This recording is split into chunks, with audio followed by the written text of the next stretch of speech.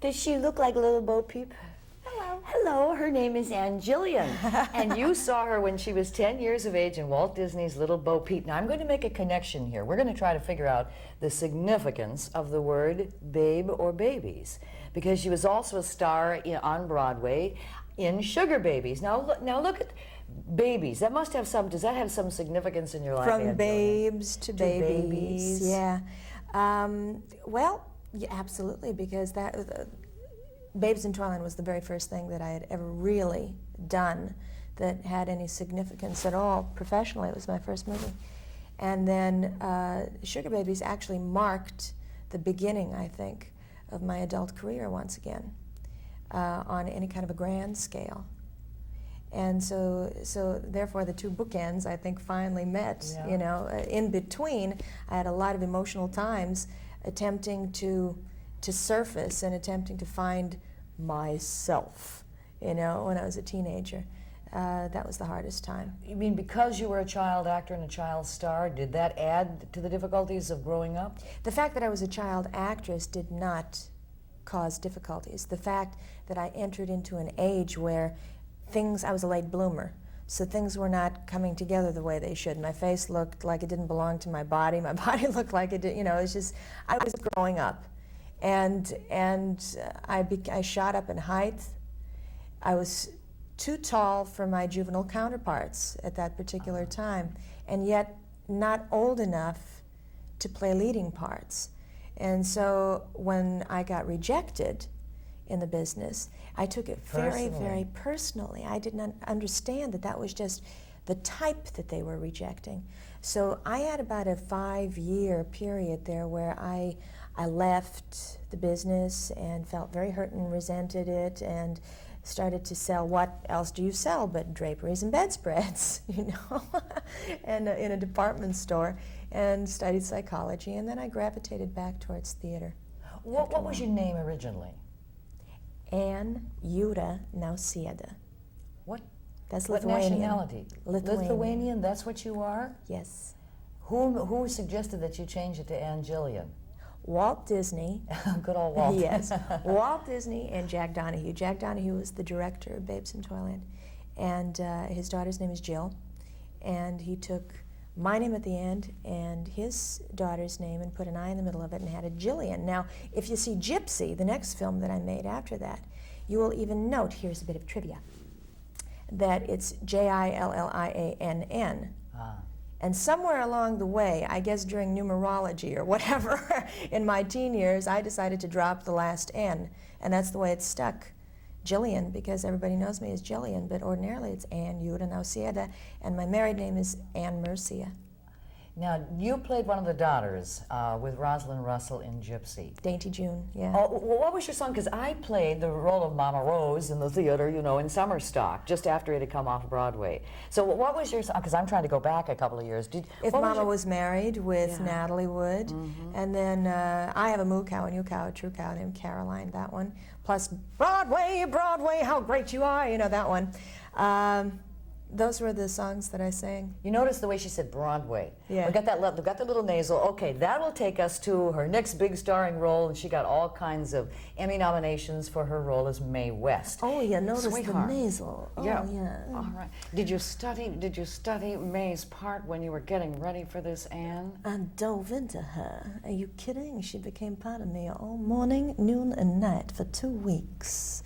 2 weeks, actually. It doesn't seem like such a long time, but when you are her constantly from morning till night, anything you ask your husband, anything you do, you go out to dinner and you order things, you know, or breakfast, and you order eggs over, you know, and people think you're crazy, but that's the way that I got out of caricature and into a character. That way I was able to get the impersonation out of the way and get down to the essence of what she was, to make it a little bit more natural. Did you get some of the jokes? Oh, yes. Did you do all of those jokes? Can you do any clean ones for us? Oh, yeah. Well, there was one, Billy Graham said to Mae West, "Mae West, I prayed for you all night." No, Billy Graham said to Mae West, "I prayed for you all night long." I said, "Silly boy, you should have called." And goodness had nothing to do with it. Oh, goodness had nothing to do with it, darling. But She's marvelous. Is that real hair? Is that real? Is that yours? interesting you should ask. No, this one is not. But I'll tell you why, very quickly, in a capsule. In Malibu, they cut my hair. They had to do it quickly, because 2 days was with my own natural blonde hair, bleached, but my own hair. Okay, and they decided that it was wrong for the character, so they wanted to cut it and shorten it. It was too late for a wig. The next thing I did was Mr. Mom. They wanted me to do, you know, the thing with dark hair in auburn. So while my own hair was underneath dark, I had an auburn wig. Then I did Death Ride to Osaka, and that's going to be shown pretty soon. It's long red hair, flaming red hair. And now I got to get back to Jennifer Slept Here coming up for the fall, which is the series I'm doing, in the way that I was before. My hair is blonde, and it's by that time it'll be grown back to this particular. Well, wait till you see her in the style. movie Mr. Mom with Terry Garr and Michael Keaton, because she has red hair, and you look larger than you really are. I was larger. Oh, you lost some weight. Yeah, oh, you're doing me. It's so easy to slip into that because it's so know. fun. It's so fun. But there is a scene. Listen, Michael Keaton becomes a house husband, as it were. So she is the next door neighbor who is very much interested. I'm in the local, I think. Hussy? Hussy, the local locust. I like men.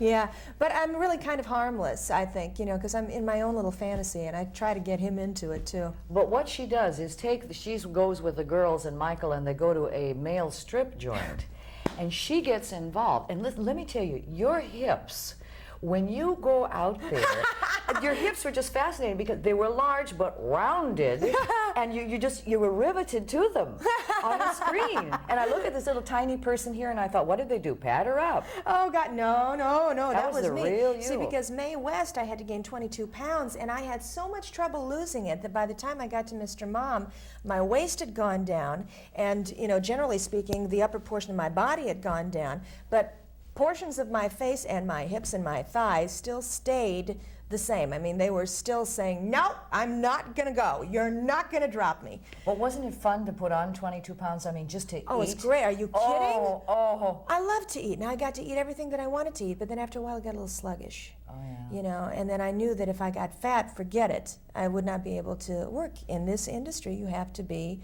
thin according to what their standard of thin is. Tell that to Orson Welles. Hey. Tell that to Marlon Brando. Yeah, but I know. But what about Farrah? What about all the rest of them? I mean, because the camera puts 10 pounds on, and when you're talking about basically, I'm not happy about it, mind you, because when you're a size 10 or when you're a size 8, and someone says to you, "Could you please lose about 10 pounds?" It's a little frustrating, you know. I mean, there's no reason why a woman who's 10 or 12 or any such thing should feel any less attractive. I mean, whatever your body is best at, some people cannot get thinner than that. I resent it. I like to eat. Yes.